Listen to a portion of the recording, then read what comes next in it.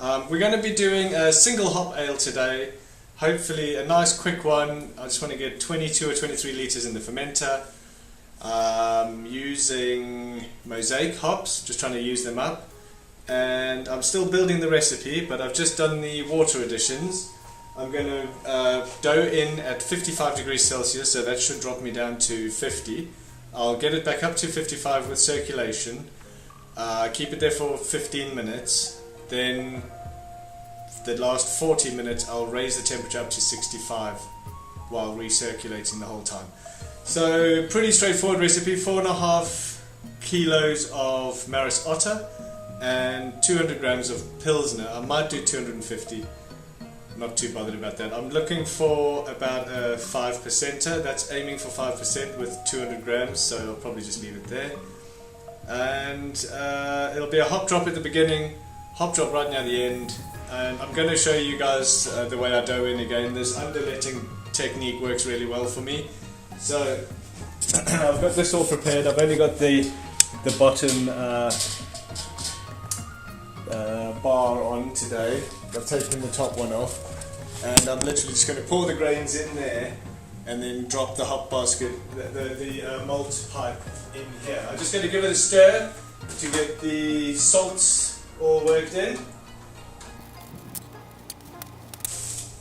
I would normally do this outside, but it's just got wet out there, so I think if I lower the bag as low down as I can and then just pull it out like that, then there's hardly any dust created at all. So that works alright for me.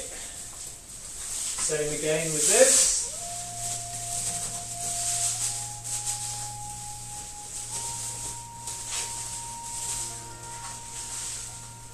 And then 200 grams of Pilsner malt, which I'm not even going to weigh out. I'm just going to pour some in and call it 200 grams. That should do. I wanted carapils, I didn't have any. Pilsner malt is probably nowhere near carapils, but I don't care. I'll get a nice malt sweetness from it, that'll be nice.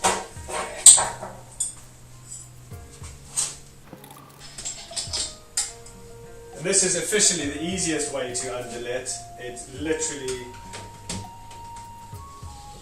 takes no effort at all. All I do is I try and make sure that the malt pipe falls nice and slowly, so that the sort of under grid doesn't lift up inside the malt pipe, the mesh filter at the bottom.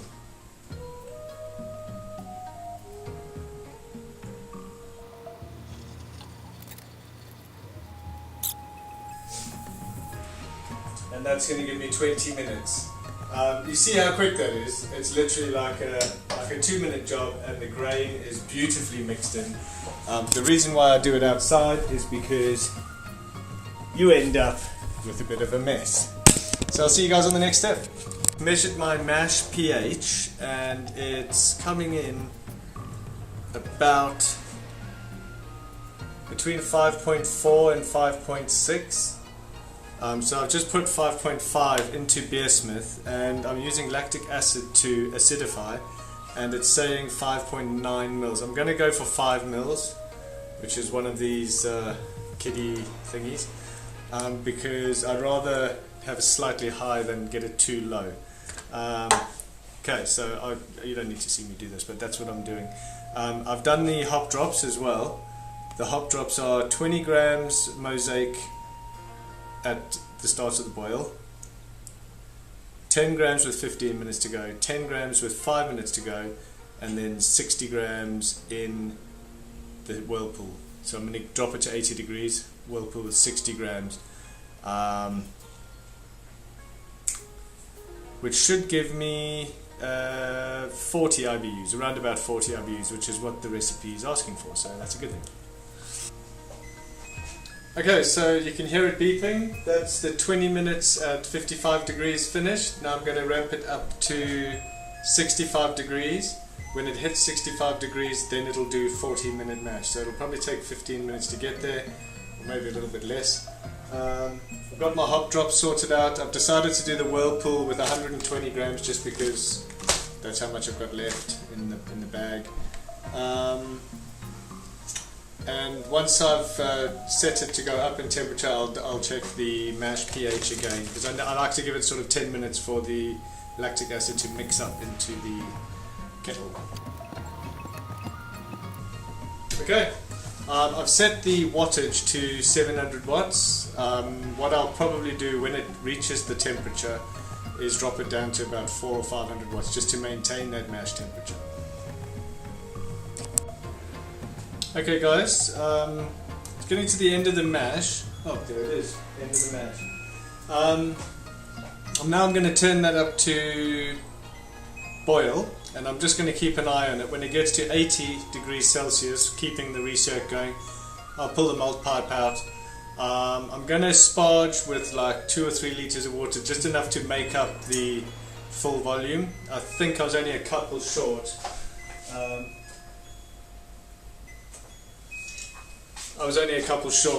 My pH was about 5.1. I just want to double check it now, because I've never really measured the pH at the end of the mash, so it was not a bad time to do it. And that is pretty much, see if I can show you in the light here, that's pretty much bang on 5, maybe a little bit over 5. So it's a little bit low, maybe a little bit too much acid addition, even though I was a bit sparing with it. It's just that the water volumes are a little bit different to what it says in Beer Smith, because I did a full volume mash. I'll check the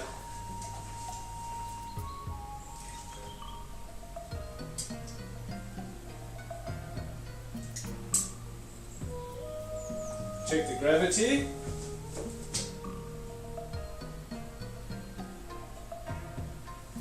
About 1048. I'm not sure if you'll get to see this.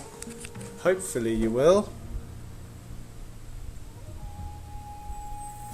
1047, 1048. I think 1048 was the expected gravity. Yeah, that's 1048. So that's bang on the expected gravity. So I think the numbers are all dialed into Beer Smith quite nicely now for the Hopcat, which is great. So now we're going to go up head towards the boil, and maybe I'll come back during a hop drop. One other thing I'll just show you quickly is how clear the wort is coming out. I'm not sure if you can see it, but I mean, I can see the sort of pink colour of my finger through that perfectly. It's absolutely crystal clear. Okay, so the malt pipe's out. We're up to about 85 degrees. Just wanted to show you how I did it here. Because I was doing a full volume mash, you can actually see in there the white little plastic cap that goes on the end. So I didn't want to use the long pipe, perhaps I should have, but what I did is I just pulled the mash up a bit, because the level of the water was above where the pipe join would be. I wish this came with a sort of height adjustable middle pipe, but anyway. So what I wanted to do, I wanted to have the top grate on, the top filter plate, because I like to keep the mash so that it's not too watery, so that the water passes through it as you recirculate, but I wanted to ensure that the grain to water ratio in the mash itself, in the bit where it was in contact with water, was not too loose, because there's 31 litres of water in there, so I'm only 3 litres short of a full volume mash. So I'm going to just use 3 litres, 2 bottles of this is 1.5 litres, so I'll use 2 bottles of that, just to sort of, I'll call it a sparge. I'm not warming it up, none of that, just over the top. So yeah, so far so good.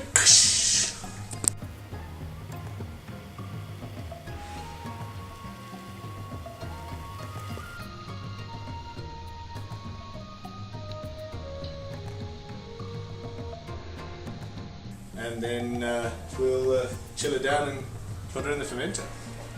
Oh, another thing I've done is I have rehydrated the yeast. It's just sitting in the rehydrated state, just waiting. Okay, so I've got it recircling in here. out here through the plate chiller and then back in through the whirlpool arm, and it's facing at an angle so that it just keeps that whirlpool going round and round. I'm down to 75 degrees now and it's dropping, so I'm going to chuck in the last hop drop. That's the bag that I was boiling earlier. I went into the kitchen and boiled that bag to make sure it's sanitized because of the temperature that it's going in at. Okay, so yeah, I'm going to stir that a little bit just because I want to get those hops all nice and wet and get those oils out.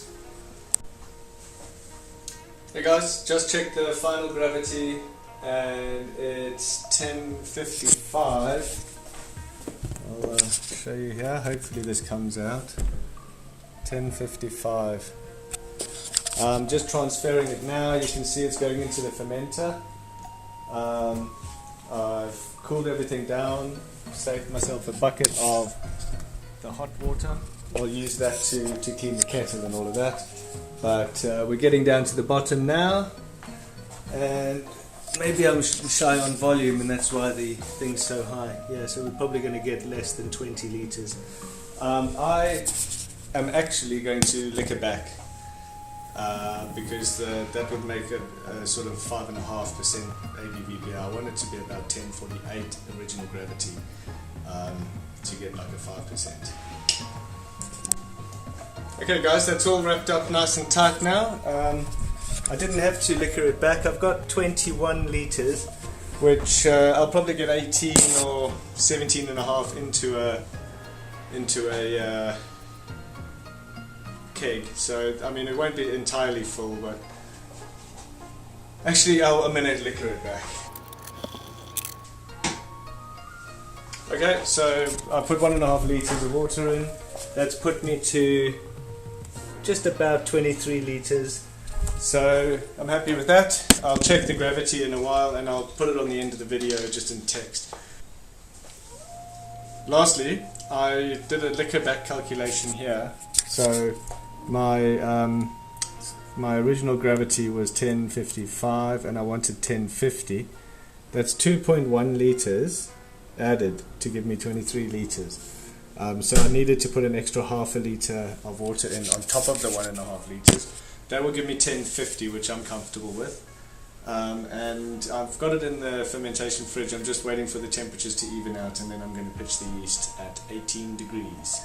Also, that's what she looks like. I'm not sure if you get a decent view through that light in the back of the room, but this is out the kettle, the 1054. It's got a nice hoppy smell to it. It's quite it'll be quite pale once all the proteins drop out of that, but not as pale as this,